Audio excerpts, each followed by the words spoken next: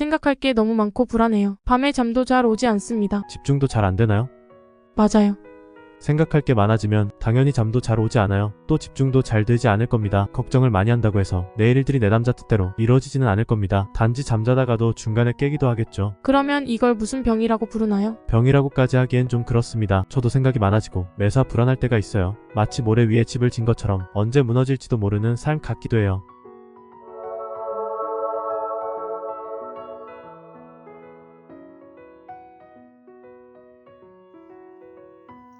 하던 일이 잘 안 되고 이렇게 막히고 하는 것이 여러 번 이렇게 반복이 되면은 계속 그럴 거라는 생각에 불안한 마음이 굉장히 많이 들기 시작합니다. 그걸 우리가 흔히 그냥 범불안장애라는 말을 하게 되거든요. 그런데 그것에 가장 깊숙하게 그 뿌리 박힌 그 내면의 마음은 이거라고 봐야 돼요. 뭐냐면 자신이 공부를 해서 자신이 계속 끊임없이 1등급을 받아와서 자기 자신을 1등급이라고 규정을 하게 됩니다.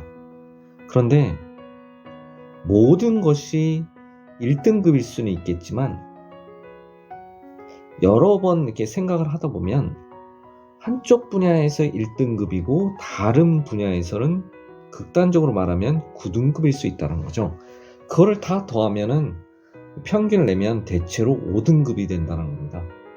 그러면 이 불안한 마음이라고 하는 것이 자기가 여러 가지의 일들을 겪어가면서 항상 1등급일 거라고 생각을 해왔지만 사실은 평균을 내고 보면 자기는 평범한 5등급이었던 거죠. 5등급이 못한다라는 의미는 아닙니다. 5등급은 보통 평범한 삶을 산다라는 거죠. 하지만 자기 자신이 공부를 통해서 아니면 인간관계를 통해서 1등급이라고 자기 스스로 규정을 하게 되면은 그때는 남들보다 못하고 자기 혼자 뒤처지고 자기 자신만이 하는 일이 잘 안 된다고 생각한다면 불안한 마음이 극도로 올라올 수 있다는 거죠.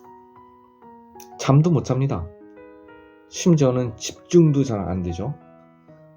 그러니까 자기 자신이 한 분야에서 특히 공부를 해서 1등급을 이렇게 받아왔다 하더라도 여러 가지를 이렇게 종합해 보면 자기 자신은 5등급이었다라고 봐야 됩니다.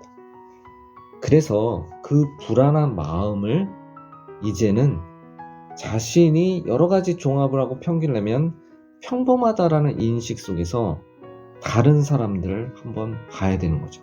완벽하고 앞서 나가는 그런 마음이 아닌 겁니다. 거기서부터 출발해야 되는 거죠. 평범한 것보다 자기 자신이 못할 수도 있어요. 그러니까 너무 부담감을 가지 말고 자기가 지금 잘 안 풀리더라 하더라도 이를 두고 범불안장애라는 말을 한다. 종교인들은 이럴 때 신의 섭리라 믿고 극복하려 한다. 노인 시니어는 삶을 돌이켜보며 너무 많은 걱정과 생각을 할 필요가 없었다는 조사 자료도 있다. 제 입장에선 주변에 자신과 비슷한 처지에 있는 이들이 사실 많다. 그들을 찾아 만나보라 말하고 싶다. 결국 대부분의 일들이 사람이 하기 때문이다.